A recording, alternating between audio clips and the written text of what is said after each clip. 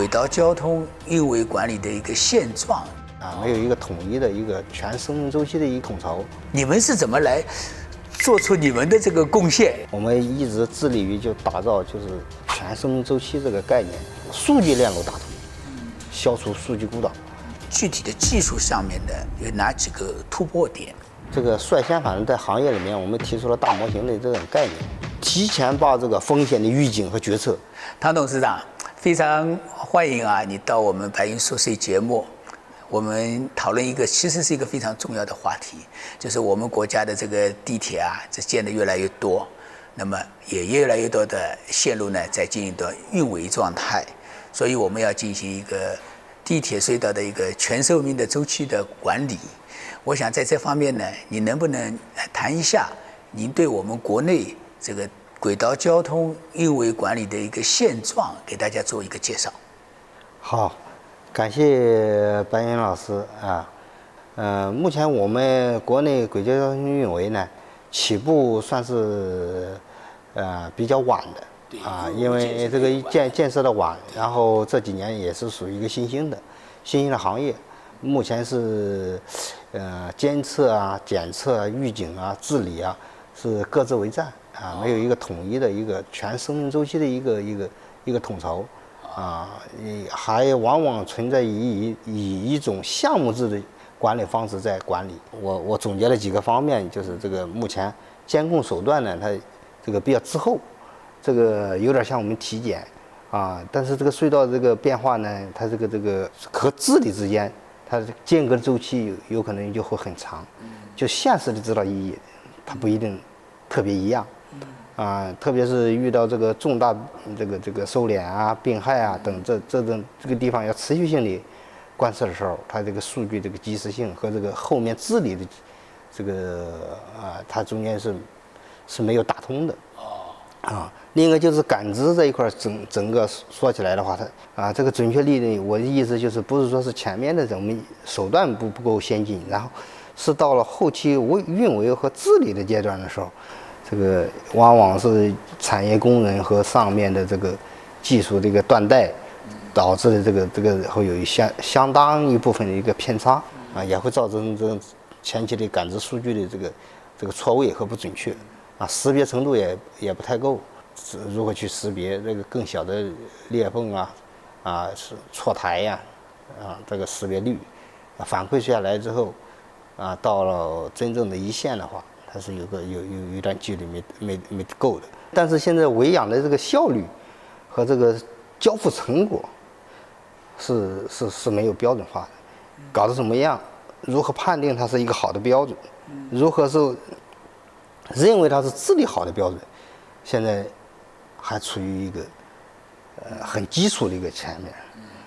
大家就只是说是在合规上、资料上是肯定是没问题的，但是真正病害解决与否这个也还要打个问号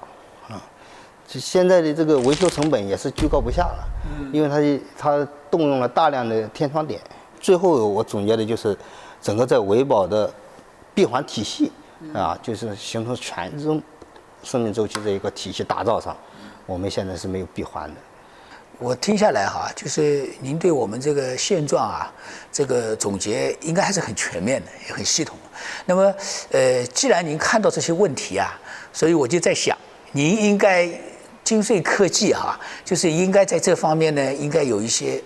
思考努力你们是怎么来做出你们的这个贡献，然后怎么样能够使得我们这个轨道交通的运维能够这个现状能够改善？这方面你们做了哪些方面的工作？能不能介绍一下？就是我们在精税在发展这几年我们一直致力于就打造就是全生命周期这个概念类似于我们医药大健康的理念植入到我们隧道管片去。但是这个往往呢，咱们这个对管片的认识又偏低。管片现在每遇到的一次病害或每一次治理对它的本身的伤害都有因为这是很多东西是不可逆的所以说这个从意识上就有一个薄弱我们这个管理体系呢，我们浓缩了大概5个方面。第一个呢，就智能监测这一块，利用现有的我们这个国内的较发达的物联技术，充分把这个智能监测和检测这个设备，把它的状态、服役状况、体检状况充分了解，建立一种可模拟的数据分析，把病害进行关联性分析，提取信息价值，然后指导我们现场的实际运维，然后把精度、效率提上来，而且做到真正是一个什么好的维养，就是呈现一个好的结果。第三个就是打通这一块以后，我们把所有的物联设备加数据采集、数据分析、运维，把这个维修的跟踪，所有的数据链路打通，消除数据孤岛，真正就是从前面到后面，它整个链条是完整的，不管是谁监测，谁去维养，最后呈现的结果，它最后，出院以后，就是我们治理以后的它的一个信息，它是一个贯穿式的，第四个呢，就是精准生产。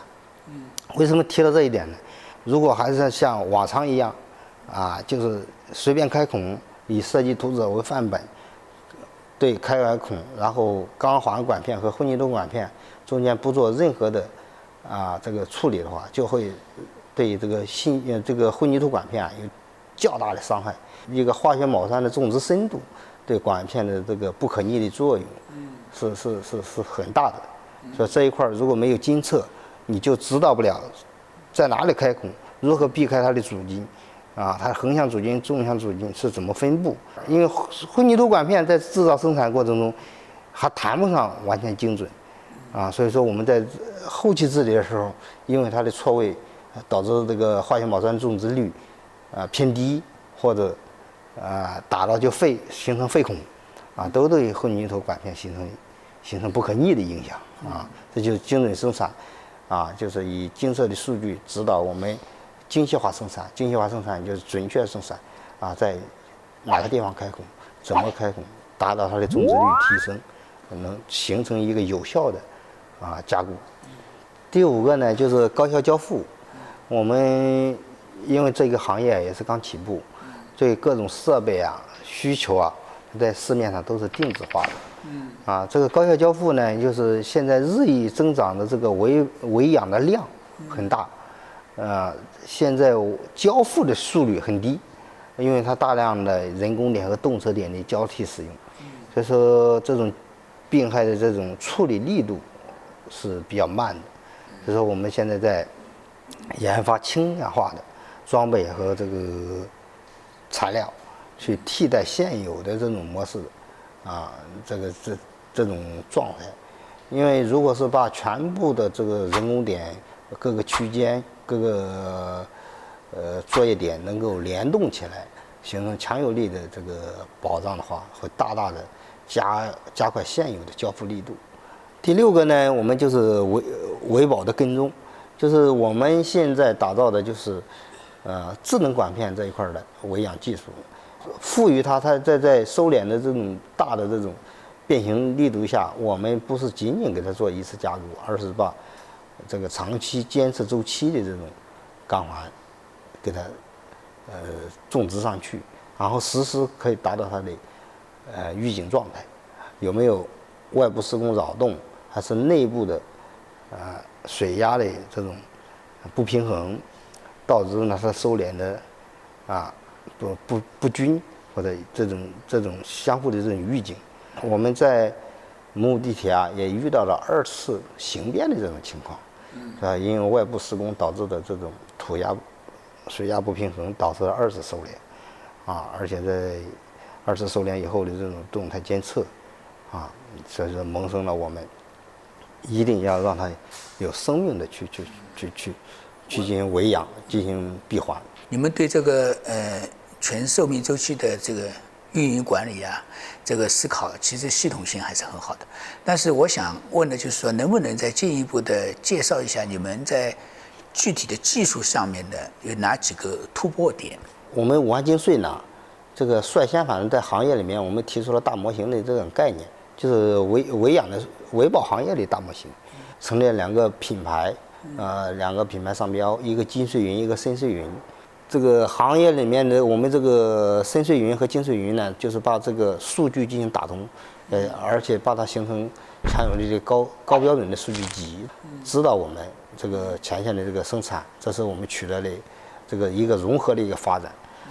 第二个就是我们通过给华为云等这种头部的这种 AI 的算力厂商，还有科大讯飞等，我们进行大数据的这种智能化分析，我们在加快加速，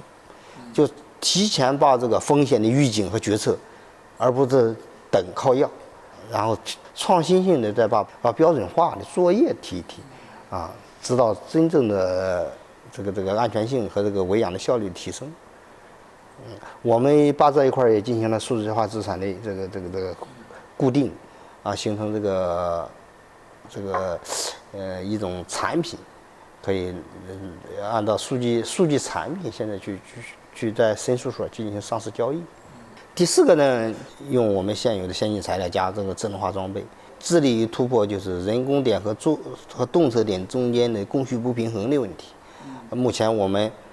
把这个钢板的轻量化加轻量化装备一体化，我们今年进行强力打通。等于是现在考虑的这个几个方面是吧？那么未来的话，你们打算在这个基础上再做哪些方面的工作呢？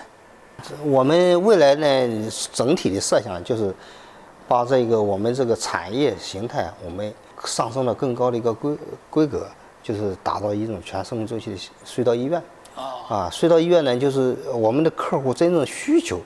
从前面的这个监控啊、感知啊，到分析啊，到运维啊，到最后的降本增效，就是这是客户需求的。我们想做的就是诊断患者的所有的这种疾病，延长这个隧道的寿命。因为在不可逆的情况下，我们尽量就延长益寿。现在需要我们去做的就是把这种智能设备啊，还有这个数据集啊、AI 的功能啊，再加上专业的维养团队啊，进行产业化落地和标准化落地。唐董事长啊，非常感谢您今天给我们做了一个非常详细的介绍，就是从这个我们国家的地铁运营的一个现状开始，然后呢，针对我们的这个地铁运营这个管理的这个需求，一个整体去思考，提出了一个解决这个问题的一个思路。针对你们隧道结构加固的一个钢环，我们还是希望你能够有机会再给我们继续再详细的介绍，好吧？好，感谢白云老师。